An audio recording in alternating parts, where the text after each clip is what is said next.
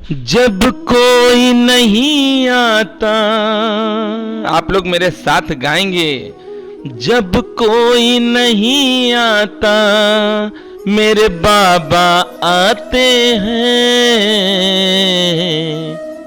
मेरे दुख के दिनों में वो बड़े काम आते हैं, मेरे दुख के दिनों में ये बड़े काम आते हैं।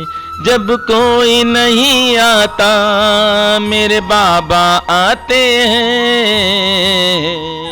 मेरे दुख के दिनों में ये बड़े काम आते हैं। जय बाबा की। बाबा जी के सारे भक्तजनों को मेरा दंडवत प्रणाम। आज बृहस्पतिवार है और बाबा की दया और कृपा से आप सब हर बृहस्पतिवार को सुनते हैं नीब करोरी बाबा की कथाएं। भक्तजनों, आज की कथा आप सुने। बाबा नीब करोरी महाराज की जय बोलकर ही आप सब कथाओं का आनंद लें। हम नीब करोरी महाराज की कथा सुनाते हैं, पावन कथा सुनाते हैं। कैसे हरते हैं संकट को हम आज बताते हैं, ये बात बताते हैं। ऐसे करुणा के सागर को हम शीस झुकाते हैं, हम शीस झुकाते हैं। सिर नीब करोरी महाराज की कथा सुनाते हैं, पावन कथा सुनाते हैं। श्री कैलाश चंद सक्सेना, चलिए आप कथा का भी आनंद लें। अगर भजन का आनंद लेंगे तो पूरी रात निकल जाएगी और दिन भी निकल जाएगा, पर भजन नहीं कम होंगे। कथा में चलते हैं। श्री कैलाश चंद सक्सेना बरेली में रहते हैं और किच्छा में आपका फार्म है। कैलाश चंद जी बताते हैं कि 30 अप्रैल 1983 को कैलाश चंद जी को एक सपन रात में आया और देखते ही उठे। सपन में कैलाश चंद जी को महाराज मेरे बाबा नीब करोरी महाराज के दर्शन हुए और बाबा बोले, कैंची आश्रम में गेहूं नहीं है, जल्दी वहां गेहूं पहुंचा दे। अरे देखिए भक्तजनों, कथा के माध्यम से एक चीज आप आज समझ लें कि बाबा सब कुछ जानते हैं। हमारा हृदय साफ है अगर, तो बाबा हमारी बात को सुन रहे हैं और सुन रहे हैं तो बाबा किसी ना किसी को हमारे कार्य के लिए भेजेंगे, अवश्य भेजेंगे। अरे गेहूं तो कैंची में खत्म हुआ है और कैलाश चंद जी तो बरेली में हैं, पर देखिए चिंता तो मेरे बाबा को है। और बाबा पहुंच गए भक्त के पास। क्या कह रहे हैं सुन लिया, उसके आगे की कथा सुनिए। उस समय बड़ा पानी और तूफान चल रहा था। इस कारण मैंने बाबा से अपनी लाचारी व्यक्त की। कैलाश चंद जी कह रहे हैं सपन में ही। इस पर बाबा कुछ तेज स्वर में कहने लगे, उठ, तेरे बस का नहीं है,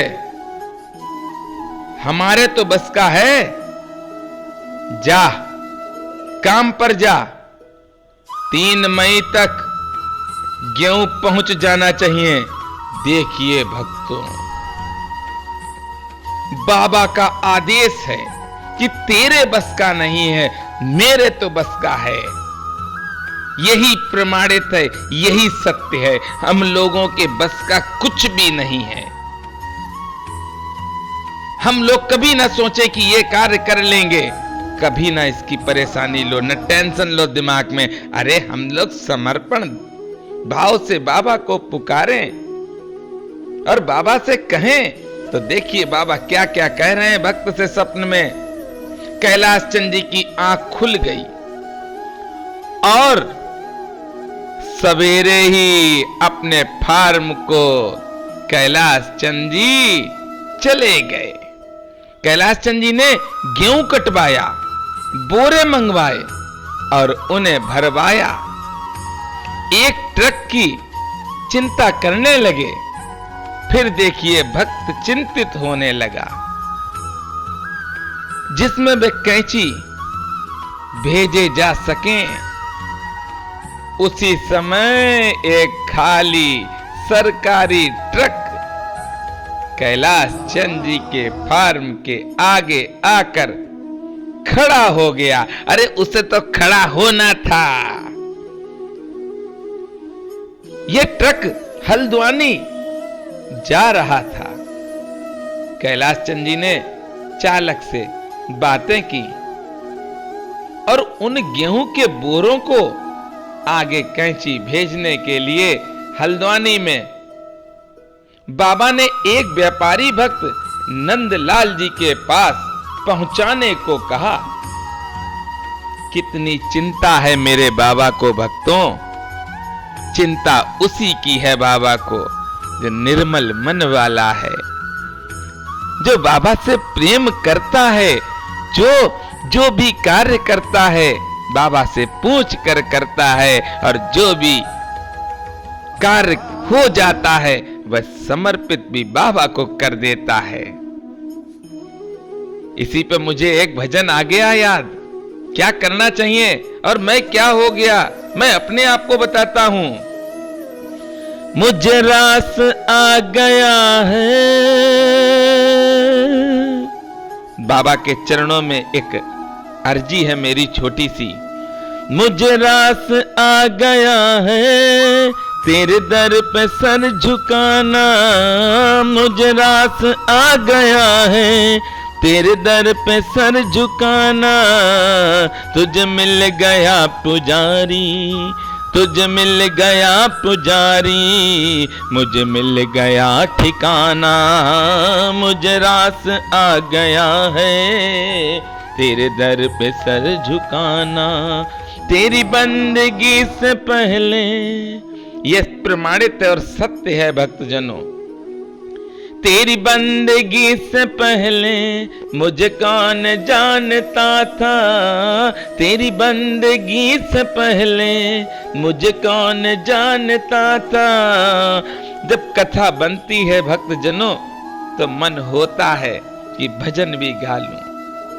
अगर भजन पूरा गाऊंगा तो आपको भी बहुत देर हो जाएगी। चलिए कथा में चलते हैं। कैलाश चंद जी ने इनाम के तौर पर कुछ रुपए चालक को देने चाहे, पर उसने स्वीकार नहीं किए। सबको अप्रत्यक्ष रूप से प्रेरित करना और परिस्थितियों का सृजन करना बाबा के सहज कार्य थे। अस्तु नंदलाल जी को भी एक ट्रक कैंची के लिए तत्काल मिल गया। अरे मिलना ही था। यही कृपा है भक्त के ऊपर कि भक्त जब बाबा के लिए सोचता है किसी कार्य के लिए तो बाबा स्वयं उसकी मदद करते हैं। और उन्होंने तुरंत उन बोरों को उसमें लदवा कर आश्रम भिजवा दिया। इस प्रकार 3 मई से पूर्व ही गेहूं कैंची आश्रम में पहुंच गया। वास्तव में यह कार्य बाबा के ही सामर्थ्य का था भक्तजनों। पर बाबा जिस भक्त पर कृपा करते हैं वही भक्त ऐसे कार्य कर पाता है भक्तजनों। बाबा की कृपा होगी तभी ऐसे आप काम कर सकते हैं, वरना नहीं कर सकते हैं। सोचते ही रह जाएंगे, कभी नहीं कर पाएंगे। मेरे साथ आप सब भी गाइए भजन। मेरी जिंदगी के दुख सारे भाग जाएंगे, बाबा मेरे आएंगे, हाँ बाबा मेरे आएंगे। मेरी कुटिया के सोए, मेरी कुटिया के सोए, भाग जाग जाएंगे, बाबा मेरे आएंगे, हाँ बाबा मेरे आएंगे। और जब बाबा मेरी कुटिया में आ जाएंगे तो सबसे पहले हम क्या करेंगे, वह भी सुनिए। मैं तो आंसुओं से उनके, मैं तो आंसुओं से उनके चरण धुलाऊंगा, बाबा मेरे आएंगे, हाँ बाबा मेरे आएंगे। अगर आप लोग मस्ती में ये भजन गा रहे हैं, आंख बंद कर लीजिए, देखिए आपके सामने मेरे बाबा खड़े होंगे। और जब चरण धो दिए हमने बाबा के, फिर उसके बाद क्या करना है? मेरी कुटिया के सोए, देखिए मेरी कुटिया के सोए भाग जग जाएंगे तो मेरे भी भाग जाग जाएंगे। इसलिए हम लोगों को प्रेम से बाबा को मनाना है। बाबा की जितनी भी बातें हैं वह सब माननी है। और अब हमें क्या करना, बाबा आ गए हैं, चरण धुला दिए हैं और बाबा को विराजमान किया है। अब हम लोग क्या करेंगे? मैं तो रुचि रुचि के, मैं तो रुचि रुचि के भोग लगाऊंगा, बाबा मेरे आएंगे, हाँ बाबा मेरे आएंगे।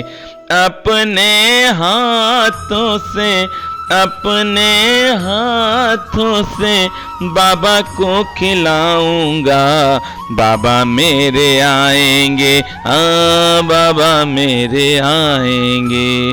भक्तजनों देखा, आपने देखा गेहूं खत्म हुआ कैंची में और सक्सेना जी बरेली में थे। बाबा पहुंच गए अपने भक्त के घर और उससे कहा कैंची गेहूं भेज दो। उस भक्त ने बाबा के आदेश को माना और गेहूं को कैंची आश्रम भिजवा दिया। वह भक्त नहीं भेज सकता था, उसने कह दिया बाबा से कि मैं नहीं भेज पाऊंगा। बाबा ने उससे कहा मैं स्वयं भिजवा रहा हूं। और जब बाबा स्वयं हमारे साथ ही हैं तो हम क्यों परेशान हों? निर्मल मन जन सो मोहि पावा, मोहि कपट छल छिद्र न भावा। भक्तजनों, बाबा की कृपा हम सब पर सदैव बनी रहे।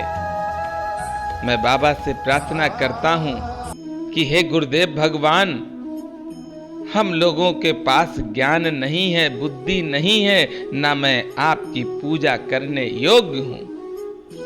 हे गुरुदेव भगवान, जैसी भी कर पाता हूं पूजा और सेवा, उसको स्वीकार करिए। हे मेरे गुरुदेव भगवान, आपसे प्रार्थना है कि आप हमें सारे संकटों से दूर रखिए। और मेरे साथ आप सब प्रेम से बोलेंगे, बोलिए नीप करोरी महाराज की जय।